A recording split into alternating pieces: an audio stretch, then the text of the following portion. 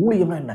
பெரிய வேத பாடம் கொடுப்பது, மிகப்பெரிய தீர்க்கசத்தை விளக்குவது, எப்பேற்பட்ட ஜாம்பவான்களையும் பதில் கொடுப்பது, அதெல்லாம் அதுக்கப்புறங்க. ஊழியம்னா சாட்சி பகர்றது, பார்த்ததை, உணர்ந்ததை, கேட்டதை சொல்றது, அவ்வளவுதான். இது ரொம்ப சிம்பிளான விஷயம் இல்லையா விட்னஸிங்கிறது? நீங்க இயேசுவை பார்த்தீங்கன்னா, நீங்க இயேசுவை கேட்டீங்கன்னா, இயேசுவோடு கூட இருந்தீங்கன்னா, பரிசுத்த ஆவியை பெற்றீங்கன்னா, நீங்க சாட்சி பகருவீங்க. நீங்க தான் சாட்சி.